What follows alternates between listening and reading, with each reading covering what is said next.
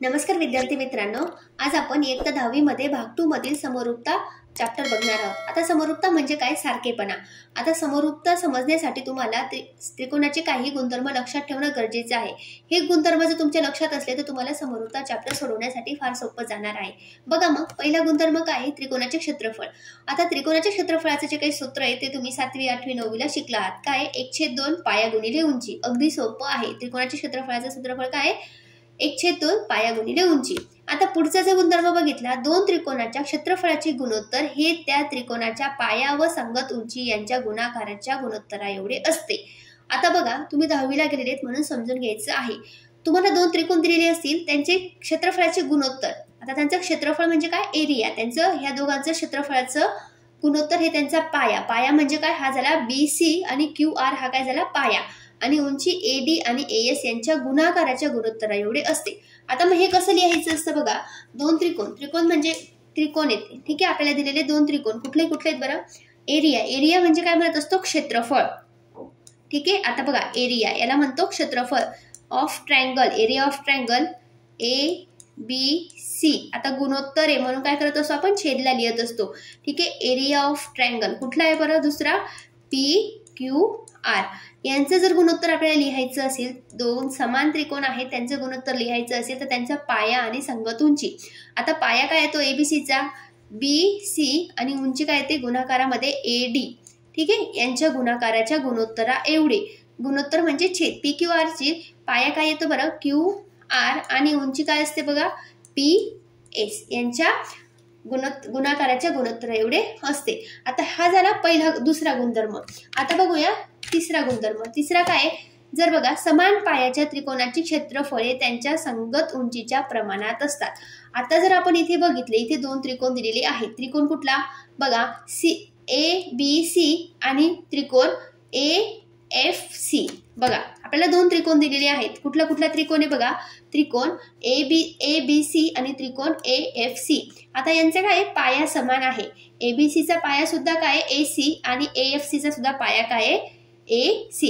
आता त्यांचे जर आपल्याला क्षेत्रफळ विचारलं असेल तर त्यांच्या संगत उंचीच्या प्रमाणात असते। आता बघा, ABC ची उंची काय येते? B आणि E, ठीक आहे। BE ही काय झाली? ABC ची उंची। आणि त्रिकोण AFC ची उंची काय येते? FE। आता मग यांचं प्रमाण, गुणोत्तर प्रमाण कसं लिहिणार बघा? एरिया ऑफ ट्रायंगल लक्षात ठेवायचे। एरिया म्हणजे काय? क्षेत्रफळ, एवढं तुम्ही लक्षात ठेवायचं आहे। आणि ते असे लिहितात, एरिया ऑफ ट्रायंगल बघा ABC आणि परत एरिया ऑफ ट्रायंगल कुठला आहे बघा? AFC। जर यांचा पाया समान असेल तर त्यांचं क्षेत्रफळ कसं असतं? त्यांच्या उंचीच्या, संगत उंचीच्या। आता ABC ची उंची काय येते? BE आणि AFC ची उंची काय येते? EF किंवा FE। लक्षात ठेवा, पाया समान असेल तर उंचीच्या। आणि बघा पुढे आपण बघूया आता, समान उंचीच्या त्रिकोणाचे क्षेत्रफळे त्यांच्या संगत पायाच्या प्रमाणात असतात। आता लक्षात ठेवा, आपल्याला काय होतं? इथं पाया असेल तर त्यांच्या उंचीच्या प्रमाणात आणि उंची असेल तर पायाच्या प्रमाणात। जर दोन त्रिकोणाची उंची समान असेल तर त्यांचं क्षेत्रफळ त्यांच्या पायाच्या प्रमाणात असते। कशाच्या प्रमाणात असते ते क्षेत्रफळ? पायाच्या प्रमाणात असते। सोपं आहे की नाही? जर पाया असेल तर उंची लक्षात ठेवायची, उंची असेल तर पाया। आणि तुम्हाला फक्त दोन त्रिकोणाचे क्षेत्रफळ विचारलं असेल तर काय करायचंय? पाया आणि उंची यांचा काय करायचंय? गुणाकार। अगदी सोप्या भाषेत मी तुम्हाला सांगितलेलं आहे, पेपरला तुम्हाला लिहिता आलं पाहिजे, ठीक आहे। आता आपल्याला काय सांगितलं? दोन समान उंचीचे त्रिकोण आहेत। कुठले कुठले आहेत बघा बरं त्रिकोण? आपण तेच लिहिणार आहोत, एरिया ऑफ ट्रायंगल ABC आणि एरिया ऑफ ट्रायंगल PQR। आता यांचं जर क्षेत्रफळ काढायचं असेल तर त्यांचं काय सांगितलेलं आहे? संगत पायाच्या प्रमाणात। आता पाया काय बघा बरं? ABCचा पाया आहे BC आणि गुणोत्तर असेल तर छेदला लिहित असतो। आणि PQR चा काय आहे? QR। समजलं मग? अगदी सोपं आहे। चला तर मग आता आपण बघूया सराव संच क्रमांक 1.1। आता बघा, जर तुम्ही बघितला सराव संच क्रमांक 1.1, त्याच्यामध्ये पहिला प्रश्न काय आहे? एका त्रिकोणाचा पाया 9 आणि उंची 5 आहे। त्रिकोणाचा पाया 9 आणि उंची किती सांगितली? 5 आहे। दुसऱ्या त्रिकोणाचा पाया 10 आणि उंची 6 आहे, तर त्या त्रिकोणाच्या क्षेत्रफळाचे गुणोत्तर काढा। बघा, इथे दोन त्रिकोण दिलेले आहेत, त्यांनी काय दिलेले? पाया आणि उंची। म्हणून मी सांगितलं होतं की तुम्हाला गुणधर्म लक्षात ठेवूनच गरजेचं आहे. बघा आता आपण काय केलं, पहिल्या त्रिकोणाची उंची H1 आणि पाया काय केला B1 मानला. दुसऱ्या त्रिकोणाची उंची काय केली H2 आणि पाया B2 मानून घेतला. आता आपल्याला पाया आणि उंची दिलेली, आपले जे काही गुणधर्म होता बघा, दोन त्रिकोणाच्या क्षेत्रफळाचे गुणोत्तर त्यांच्या संगत पाया आणि उंची यांच्या गुणाकाराच्या गुणोत्तरा एवढे असते. जर दोन त्रिकोण असेल तर त्यांचा पाया आणि उंची यांचा काय करायचा असतो, आपल्याला गुणाकार करायचा असतो. मग बघूया आता आपण काय केलं, पहिला त्रिकोण. ठीक आहे, आता इथे कुठे त्रिकोणाचं नाव दिलेलं आहे का नाही, फक्त आपण काय करूया मग पहिला त्रिकोण. ठीक आहे, आणि गुणोत्तर आहे म्हणून काय केलं दुसरा त्रिकोण.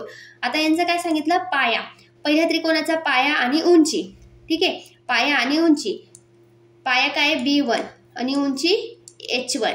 ठीक आहे, दुसऱ्या त्रिकोणाचा पाया काय येतो B2, हे आपण मानून घेतलं, आणि उंची काय येते H2. आता मी इकडे लिहिते. ठीक आहे, आता बघा त्रिकोण पहिला आणि त्रिकोण दुसरा. आता बघा पहिल्या त्रिकोणाचा पाया काय दिलेला आपल्याला 9 आणि उंची किती दिलेली बघा 5. उदाहरणात दिलेलं आहे 9 आणि 5. दुसऱ्या त्रिकोणाचा पाया काय दिलेला आहे 10 आणि उंची किती दिलेली 6. आता बघा यांचा जर गुणाकार केला तर 9 5 45 आणि 10 66 सॉरी 60, 10 60. आता 15ने जर यांना भाग दिला तर 15 त्रिक 45 आणि 15 चौक 60, 3/4. काय उत्तर येतं मग आपलं 3/4. म्हणून त्रिकोण 1 आणि त्रिकोण 2 बरोबर 3/4. हे झालं आपलं उत्तर. आहे की नाही सोपं. तुम्हाला काय करायचं आहे, फक्त जे काही गुणधर्म आहे ते लक्षात ठेवायचे आहेत. म्हणून आपण इथे काय लिहिणार आहोत, त्रिकोणाचे क्षेत्रफळ बरोबर, हे बघा उत्तरात लिहायचं आहे, त्रिकोणाचे क्षेत्रफळ बरोबर 3/4. आहे की नाही सोपं. आता बघूया दुसरा प्रश्न काय दिलेला आहे. दिलेल्या आकृती 1.3 मध्ये तुम्हाला काय आहे, BC लंब आहे, याला काय म्हटलं जातं लंब. कुठे गेला BC लंब AB, म्हणजे हे काय BC लंब AB हे सारखे आहेत. त्याच्यानंतर AD कुठे AD लंब AB. हा AD कशाला लंब आहे AB ला, आणि हा BC कशाला लंब आहे AB ला. आता बघा आपल्याला काय दिलेले BC बरोबर 4. ठीक आहे, आता मी लिहिते इथे काय दिलेले आपल्याला बघा BC बरोबर काय दिलेले आहे आपल्याला 4. पुढे काय दिलेलं आहे का नाही. AD बरोबर किती दिलेले आहे आपल्याला 8.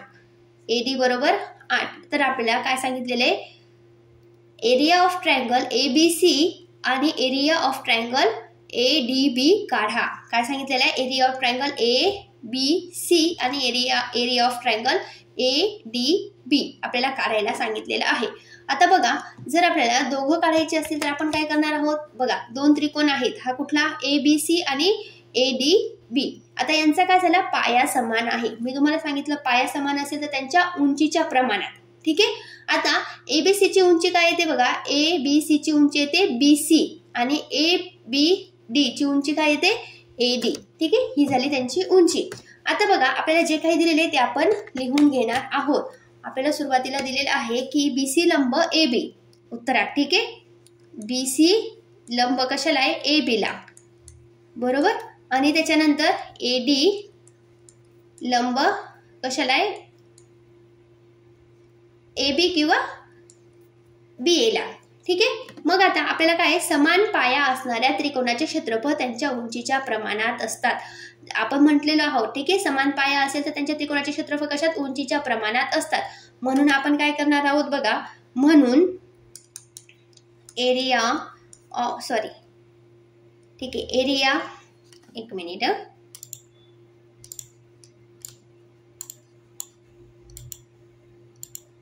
आता आपण काय करूया, एरिया ऑफ ट्रायंगल ABC आणि एरिया ऑफ ट्रायंगल ADB. आता जर यांची उंची घेतली तर ABC ची उंची काय येते BC आणि ADB ची उंची काय येते बघा AD. आता BC किती दिलेले आहे आपल्याला, BC 4 आणि AD किती दिलेले आहे 8. जर 4 नाही बघा, 4 1 4, 4 2 8 बरोबर 1/2. काय येतं 1/2. म्हणून बघा आपल्याला उत्तर आलं की नाही आपलं. म्हणून एरिया ऑफ ट्रायंगल ABC छेद एरिया ऑफ ट्रायंगल ADB बरोबर 1/2. सोपं आहे की नाही? फक्त लक्षात ठेवायचं पाया समान असेल तर त्यांचं क्षेत्रफळ कशाच्या हिशात असेल? उंचीच्या रूपात असेल. ठीक आहे. बघा आता आपण पुढचा प्रश्न बघणार आहोत. आता पुढचा प्रश्न काय दिलेला आहे? शेजारील आकृती 1.14 मध्ये रेख PS लंब रेख RQ आणि रेख QT लंब रेख PR. जर RQ किती आहे? 6, PS पण आपल्याला 6 दिलेला आहे आणि PR आपल्याला 12. तर आपल्याला काय सांगितलं? QT काढा. ठीक आहे. आपल्याला जे दिलेले ते आपण लिहून घेणार आहोत. आपल्याला काय करायला लावलेले? QT काढायला सांगितलेलं आहे. आता RQ सुद्धा काय आहे? 6 आहे. आता इथे जर आपण बघितलं तर दोन त्रिकोण तयार होतात. कुठले कुठले? PSR. ठीक आहे. आणि PQR. आता PQR ला जर आपण बघितलं तर QT काय येते? उंची आणि PR काय येतो? पाया. आणि PSR ला बघा PS उंची येते आणि RS काय येते? RS येतो पाया. आता बघूया आपण एकदम सोप्या भाषेत सोडवणार आहे. फक्त समजून घ्यायचं आहे. आपल्याला जे काही दिलेले ते आपण लिहून घेऊया. बघा रेख PS कशाला लंब आहे? रेख RQ ला. ठीक आहे. आणि पुढे काय म्हटलेले आहे? रेख QT लंब रेख PR ला. आता आपण काय करूया? पहिला त्रिकोण PQR मध्ये पाया काय तो? PR व उंची QT असताना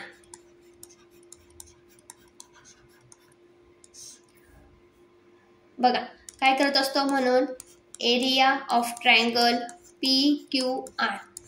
सूत्र काय येतं? त्रिकोणाचं क्षेत्रफळ काढायचं असेल तर 1/2 गुणिले पाया. पाया काय आहे? PR आणि उंची काय आहे? QT. हे झालं आपलं पहिलं समीकरण. त्यानंतर बघा त्रिकोण दुसरा त्रिकोण काय येतो आपला?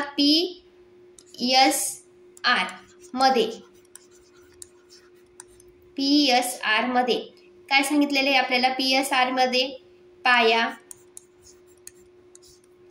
RQ व उंची PS असताना. आता हे दोन त्रिकोण आहेत बरोबर आहे की नाही? मग आता हे दोन त्रिकोण असताना बघा एरिया ऑफ ट्रायंगल PSR इथे सुद्धा काय येतं? 1/2 पाया येतो RQ गुणाकारामध्ये उंची PS. याला आपण नाव दिलं 2. आता समीकरण 1 व 2 वरून. ठीक आहे. समीकरण 1 व 2 वरून. समीकरण 1 व 2 वरून. आता पहिलं समीकरण काय येतं? 1/2 गुणाकारामध्ये PR गुणाकारामध्ये QT बरोबर. समीकरण दुसरं 1/2 RQ आणि गुणाकारामध्ये PS. आता 1/2 काय झालं? कॅन्सल झाला बरोबर आहे. त्यानंतर आता आपल्याला PR किती दिलेलं आहे बघा? 12. नंतर आपल्याला QT काढायचं आहे बरोबर.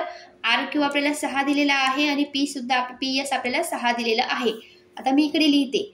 आता बघा म्हणून QT बरोबर 6 6 36 आणि हा 12 इकडे काय होतो? भागाकारामध्ये येतो. 12 ने जर 36 ला भाग दिला 12 त्रिक 36 म्हणून बघा QT बरोबर 3 आहे की नाही? सोपं. QT बरोबर 3. आता आपण बघूया पुढचा. आता आपल्याला इथं मीटर सेंटीमीटर मध्ये दिलेलं नाही म्हणून आपण फक्त 3 लिहिणार आहोत. तुमच्या मर्जीने तिथे तुम्ही सेंटीमीटर मीटर लिहू नका. ठीक आहे. नाहीतर उत्तर चुकीचे येईल. आता बघा पुढचा प्रश्न काय दिलेला आहे तुम्हाला? शेजारील आकृतीमध्ये AP लंब BS. आता काय सांगितलेलं? शेजारील आकृतीमध्ये AP कशाला लंब आहे? BS ला. ठीक आहे. त्यानंतर AD काय आहे? समांतर. याला काय बोललं जातं? समांतर. कशाला आहे? BS ला. आता बघा AD समांतर BS ला आणि AP लंब सुद्धा कशाला आहे? BS ला. तर आपल्याला काय करायला लावलेलं आहे? एरिया ऑफ ट्रायंगल ABC त्यांचं गुणोत्तर आहे एरिया ऑफ ट्रायंगल BCD. कुठे गेला एरिया? बघा ABC याचं आणि काय सांगितलेलं आहे आपल्याला? BC आणि D. हा बघा इथे आला. हा BC आणि D हा एक ट्रायंगल तयार झाला. आणि त्याच्यानंतर ABC याचं काय करायचं आपल्याला गुणोत्तर तयार करायचं आहे. आता सुरुवातीला आपण काय करत असतो, एकदम सोपं आहे, लक्षात ठेवा. आपल्याला जे काही दिलेलं आहे ते आपण लिहून घेणार आहोत. बघा आपल्याला काय दिलेलं आहे, त्यांनी AP कशाला लंब आहे, BC ला, आणि त्याच्यानंतर AD कशाला समांतर आहे, BC ला. आता बघा दोन त्रिकोणाच्या क्षेत्रफळाची गुणोत्तर त्यांच्या संगत पाया व उंची यांच्या गुणाकाराच्या गुणोत्तरा एवढे असते.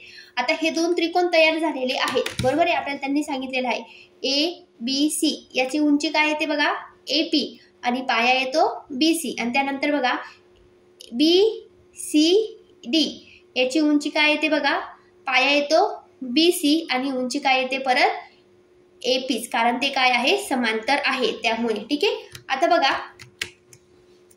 म्हणून आपण काय करणार आहोत, area of triangle ABC upon area of triangle BCD is equal to, आता बघा त्यांची, आता ABCचा पाया काय येतो, ABCचा पाया येतो BC आणि उंची काय येते AP. ठीक आहे. परत BCD चा पाया पण येतो BC आणि उंची काय येते AP. आता BC कॅन्सल, AP कॅन्सल, म्हणून बघा सोपं आहे की नाही, area of triangle ABC upon area of triangle BCD. इथे 0 येणार आहे का, नाही, इथे येणार 1, लक्षात ठेवा. ठीक आहे. आता पुढचा प्रश्न बघूया. पुढे बघा आपल्याला काय दिलेलं आहे, शेजारील आकृतीत PQ लंब BC. आकृतीमध्ये काय सांगितलेलं त्यांनी, PQ ही कशाला लंब आहे BC ला, आणि AD लंब BC ला, AD सुद्धा कशाला लंब आहे BC ला. म्हणजे बघा खालील गुणोत्तरे लिहा. आता बघा आपल्याला पहिलं दिलेलं आहे त्यांनी area of triangle PQB. Area of triangle काय आहे PQB, आणि दुसरा काय आहे PBC. आता इथे जर बघितलं PQB आणि PBC तर यांची काय आहे उंची समान आहे. हे काय झालं, समान उंचीचे त्रिकोण. मग त्यांचं गुणोत्तर कशाच्या रूपात येईल, मग पायाच्या रूपात येईल. उंची असेल तर आपण काय करत असतो पाया. मग PQB चा जर बघितला तर पाया काय येतो BQ आणि PBC चा पाया काय येतो BC. समजलं, एकदम सोपं आहे. आता पुढे काय दिलेले आहे आपल्याला, एरिया ऑफ ट्रायंगल PBC आणि एरिया ऑफ ट्रायंगल काय दिलेला आहे ABC. आता इथे काय, इथे पाया समान आहे बघा, BC पाया काय आहे समान, तर मग त्यांचं काय येतं गुणोत्तर उंचीच्या रूपात येतं. आता PBC बघा, PBC याची उंची काय येते PQ आणि ABC ची उंची काय येते AD, म्हणून आपण PBC ची उंची काय लिहिणार आहोत PQ. ठीक आहे. आणि ABC ची उंची काय येते AD, कारण पाया समान असेल तर उंचीच्या रूपात, आणि उंची समान असेल तर पायाच्या रूपात काय येत असतं गुणोत्तर येत असतं. म्हणून मी लिहिलेले बघा इथे समान पायाचे त्रिकोण आहेत, म्हणून गुणोत्तर कशाच्या रूपात आहे उंचीच्या रूपात आहे. आता पुढे बघा काय दिलेले आहे आपल्याला, area of triangle ABC. Area of triangle ABC आणि एरिया ऑफ ट्रायंगल ADC. आता इथे काय उंची समान आहे, म्हणून गुणोत्तर कशाच्या रूपात येईल पायाच्या. आता बघा ABC चा पाया येतो BC आणि ADC चा पाया येतो BD, म्हणून आपण लिहिणार आहोत गुणोत्तर उंची समान आहे म्हणून पायाच्या रूपात. ABC चा काय येतो पाया काय येतो BC आणि ADC चा पाया येतो BD. ठीक आहे. किंवा सॉरी इथे काय म्हटलेले त्यांनी आपल्याला ADC चा पाया सांगितलेला आहे. ठीक आहे. ADC चा पाया असेल तर आपण काय करणार आहोत इथं CD. काय येईल मग CD किंवा DC सुद्धा तुम्ही लिहू शकता. समजलं. आता बघा पुढचं काय दिलेलं आहे तुम्हाला, एरिया ऑफ ट्रायंगल ADC आणि PQC.